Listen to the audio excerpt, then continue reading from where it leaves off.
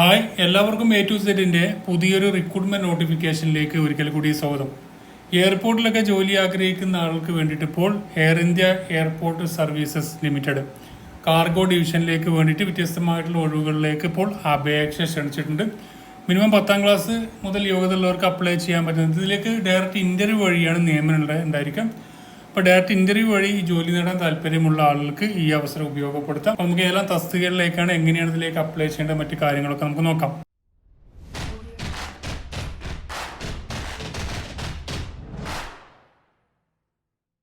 Air ഇന്ത്യക്ക് കീഴിലുള്ള air India air transport service limited AIASL ആണ് പുതിയ റിക്രൂട്ട്മെന്റ് നോട്ടിഫിക്കേഷൻ പുറപ്പെടുവിച്ചിരിക്കുന്നത്.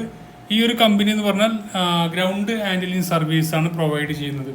കാർഗോ ഒക്കെ ഹാൻഡിൽ ചെയ്യുന്ന ഒരു കമ്പനിയാണ്. ഏകദേശം 80 എയർപോർട്ടുകളിലായിട്ട് ടൈപ്പുള്ള ഈ കമ്പനി വ്യത്യസ്തമായിട്ടുള്ള ജോബ് ഒഴിവുകൾ വരാറുണ്ട്. അപ്പോൾ ഇപ്പോൾ വന്നിരിക്കുന്നത് ചെന്നൈ ഇന്റർനാഷണൽ എയർപോർട്ടിലേക്ക് വേണ്ടിയിട്ടാണ്. മെയിൽ ആൻഡ് ഫീമെയിൽ കാൻഡിഡേറ്റ്സിന് ഇതിലേക്ക് അറ്റൻഡ് ചെയ്യാൻ പറ്റും ഇന്റർവ്യൂവിന്. നമ്മൾ നോക്കുകയാണെങ്കിൽ വേക്കൻസികളും മറ്റു കാര്യങ്ങളൊക്കെ നോക്കുകയാണെങ്കിൽ ഏകദേശം കസ്റ്റമർ സർവീസ് എക്സിക്യൂട്ടീവ് 144ഓളം വേക്കൻസി ഉണ്ട്.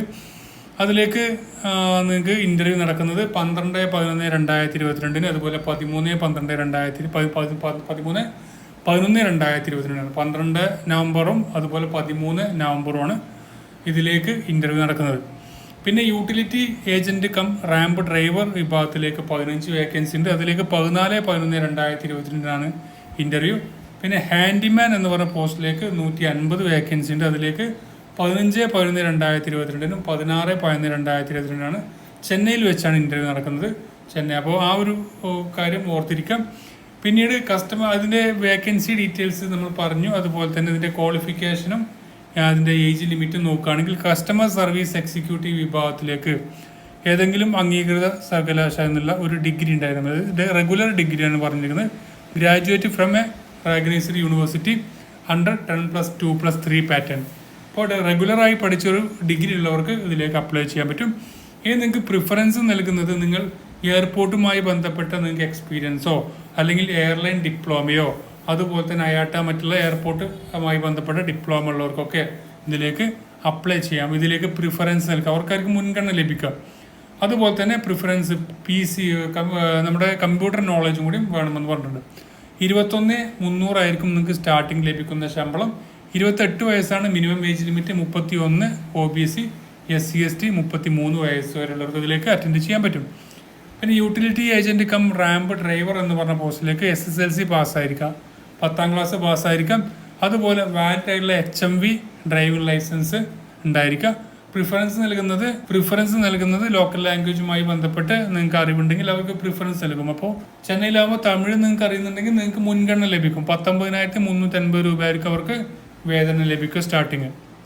28 വയസ്സാണ് അതിലേക്ക് ജനറൽ വിഭാഗത്തിന്. OBC 31, SC ST ആണെങ്കിൽ 33 വയസ്സാണ് ഏജ് ലിമിറ്റ് പറഞ്ഞിരിക്കുന്നത്. പിന്നെ ഹാൻഡിമാൻ എന്ന് പറഞ്ഞ പോസ്റ്റ് ഉണ്ട്. ഹാൻഡിമാൻ വിഭാഗത്തിലേക്ക് SSLC ആണ് മിനിമം ക്വാളിഫിക്കേഷൻ. അതുപോലെ തന്നെ English language read and understand must be able to.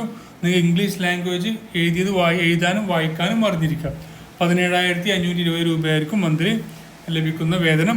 അതിലേക്ക് നിങ്ങൾക്ക് local language and Hindi language നിങ്ങൾക്ക് അറിയുന്നുണ്ടെങ്കിൽ അവർക്ക് മുൻഗണന ലഭിക്കും. 17,520 രൂപ ലഭിക്കും. General 28, 31 OBC, SC ST 33 age limit പറഞ്ഞത്. അതിലേക്ക് ഓരോന്നിൻ്റെയും അതിൻ്റെ ജോബ് നേച്ചറൊക്കെ പറഞ്ഞിട്ടുണ്ട്. കസ്റ്റമർ സർവീസ് എക്സിക്യൂട്ടീവ് എന്ന് പറഞ്ഞാൽ ചെക്ക് ഇൻ വിഭാഗങ്ങളിലായിരിക്കും അവർക്ക്. അതുപോലെ എയർലൈൻ ടിക്കറ്റ് റിസർവേഷൻ മറ്റുള്ള കാര്യങ്ങളായിരിക്കും അവർക്ക് ലഭിക്കുക. അവർക്ക് അവരുടെ ജോബ് ലഭിക്കുക. Utility agent cum ramp driver പോസ്റ്റിലേക്കാണെങ്കിൽ നിങ്ങൾക്ക് ട്രാക്ടർ, അതുപോലെ ബസ്, ഗ്രൗണ്ട് സർവീസ്. നിങ്ങൾക്ക് കാർഗോ നിങ്ങൾക്ക് കണ്ടിട്ടുണ്ടാവും എയർപോർട്ടിലൊക്കെ, കാർഗോ ഡിവിഷനിലൊക്കെ വർക്ക് ചെയ്യുന്ന ട്രാക്ടർ, അതുപോലെ ബസ്, പിന്നെ ഗ്രൗണ്ട് സർവീസ് എക്യുപ്മെൻറ്റ്, അങ്ങോട്ടും ഇങ്ങോട്ടും ട്രാൻസ്ഫർ ചെയ്യുന്ന വെഹിക്കിൾ, അതൊക്കെ നിങ്ങൾക്ക് ഓടിക്കായിരിക്കും നിങ്ങൾക്ക് റാമ്പ് ഡ്രൈവർ എന്ന് പറഞ്ഞ പോസ്റ്റിലേക്കാണെങ്കിൽ. ഇനി ഹാൻഡിമാൻ ആണെങ്കിൽ നിങ്ങൾക്ക് ബാഗേജ്, അതുപോലെ കാർഗോ ലോഡിങ് ഉണ്ടായിരിക്കുക. കാർഗോ അങ്ങോട്ടും ഇങ്ങോട്ടൊക്കെ അൺലോഡ്, അതുപോലെ ഓഫ് ലോഡിങ് ഒക്കെ നടക്കുന്നത്. അതുപോലെ തന്നെ എയർക്രാഫ്റ്റ് ക്യാബിൻ ക്ലീനിങ് ഉണ്ടായിരിക്കുക. അങ്ങനത്തെ കാര്യങ്ങളൊക്കെ നിങ്ങൾക്ക് ലഭിക്കുന്ന ജോലികൾ. അപ്പോൾ അതുപോലെ selection procedure customer service executive ആണെങ്കിൽ പേഴ്സണൽ ഇൻ്റർവ്യൂ ഉണ്ടായിരിക്കും.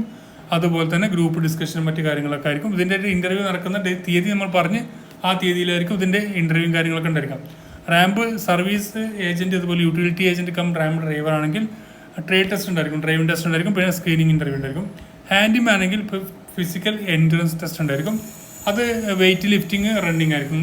ഒരു എമൗണ്ട് 20 കിലോൻ്റെ ഒരു വെയിറ്റ് എടുത്തിട്ട് പിന്നെ സമയത്ത് എത്തുന്ന രീതിയിലുള്ള ഒരു ടെസ്റ്റ് ആയിരിക്കും ഉണ്ടായിരിക്കുക. അപ്പോൾ ഇതിൻ്റെ എലിജിബിലിറ്റി ക്രൈറ്റീരിയ മറ്റ് പറഞ്ഞത് 1 നവംബർ 2022 കണക്കാക്കിയിട്ടായിരിക്കും. മുകളിൽ പറഞ്ഞ ക്വാളിഫിക്കേഷൻ ഉള്ള ആളുകൾ വാക്കിൻ ഇൻ്റർവ്യൂ ആണ് എത്തേണ്ടത്. വാക്കിൻ ഇൻ്റർവ്യൂവിന് എത്തുമ്പോൾ നിങ്ങൾക്ക് ആപ്ലിക്കേഷൻ ഫീസ് 500 രൂപ, ഡിമാൻഡ് ഡ്രാഫ്റ്റ് നിങ്ങൾ കൊണ്ടുവരണം. Air India airport transport services limited എന്ന് പറഞ്ഞ ആ രീതിയിൽ ഈ ഫീസ് അടക്കേണ്ട എക്സ് സർവീസ്മാൻ കാൻഡിഡേറ്റ്സിനും അതുപോലെ തന്നെ SC/ST കമ്മ്യൂണിറ്റിക്കും ആ ഡിമാൻഡ് ഡ്രാഫ്റ്റ് അടക്കേണ്ടതില്ല. അവർക്ക് ആ ഒരു full name and mobile number, അതുപോലെ റിവേഴ്സ് സൈഡ് ഡിമാൻഡ് ഡ്രാഫ്റ്റ്. അപ്പോൾ ആ ഒരു ആളുകൾക്കൊന്നും തീർച്ചയായും അടക്കേണ്ടതില്ല, ഈ ഒരു SC/STക്കും എക്സ് സർവീസ്മാൻ കാൻഡിഡേറ്റ്സിനും. അതുപോലെ തന്നെ ഇതിലേക്ക് പറഞ്ഞിരിക്കുന്നത് നിങ്ങളുടെ DDക്ക് പിറകുവശം നിങ്ങളുടെ നെയിമും അതുപോലെ മൊബൈൽ നമ്പർ എഴുതാം. പിന്നെ റീസെൻറ്റ് പാസ്പോർട്ട് സൈസ് 3 മാസത്തിൽ പഴക്കം, 3 മാസത്തിൽ കൂടുതൽ പഴക്കമില്ലാത്ത ഒരു റീസെൻറ്റ് പാസ്പോർട്ട് സൈസ് ഫോട്ടോസ് വേണം. അതുപോലെ self attested copies of all document, ഇതിൽ പറഞ്ഞിരുന്ന ഡോക്യുമെൻറ്റുകളുണ്ട്, ആ ഡോക്യുമെൻറ്റിൻ്റെ എല്ലാ ഫോട്ടോ കോപ്പീസ് മറ്റും നിങ്ങൾ അറ്റാച്ച് ചെയ്തിട്ട് വേണം ഇതിൽ കൊടുക്കാൻ. അതിൽ ഓരോന്നിൻ്റെ ഇതിൻ്റെ ആപ്ലിക്കേഷൻ ഫോം ഉണ്ട്, ആ ആപ്ലിക്കേഷൻ ഫോം ഫില്ല് ചെയ്തിട്ട് വേണം നിങ്ങൾക്ക് എടുക്കുക എത്താൻ. ഇതിൽ ആപ്ലിക്കേഷൻ ഫീസ്, അതുപോലെ school leaving certificate, 10th standard, 12th standard, first year graduation mark list, degree certificate, അങ്ങനത്തെ എല്ലാ സർട്ടിഫിക്കറ്റിൻ്റെ ഡീറ്റെയിൽസ് ഇതിൽ കൊടുക്കുന്നുണ്ട്. താഴെ നോട്ടിഫിക്കേഷൻ നിങ്ങൾക്ക് ചെക്ക് ചെയ്യുന്നത് മനസ്സിലാവും. അപ്പോൾ അത് ചെക്ക് ചെയ്തിട്ട് വേണം നിങ്ങൾ ഈ ഒരു പറഞ്ഞിരിക്കുന്ന പ്ലേസിൽ നിങ്ങൾ ഇൻ്റർവ്യൂവിന് ഹാജരാവേണ്ടത്. താഴെ ഇതിൻ്റെ ഡീറ്റെയിൽ ആയിട്ടുള്ള നോട്ടിഫിക്കേഷൻ മറ്റു കാര്യങ്ങളൊക്കെ കൊടുക്കുന്നുണ്ട്, അതൊന്ന് ചെക്ക് ചെയ്ത് നോക്കാം. മാക്സിമം ഫ്രണ്ട്സിലേക്ക് ഷെയർ ചെയ്യാത്തുള്ള അപ്ഡേഷൻസ് ഒക്കെ നിങ്ങൾക്ക് ഉടനെ ലഭിക്കാൻ ചാനൽ ഫോളോ ചെയ്യാത്ത ആളുകളുടെ ഇവിടെ തന്നെ ഫോളോ ചെയ്യുക. നമുക്ക് ഏതായാലും അടുത്തൊരു നോട്ടിഫിക്കേഷൻ വേണം. Thank you for watching. Have A nice day.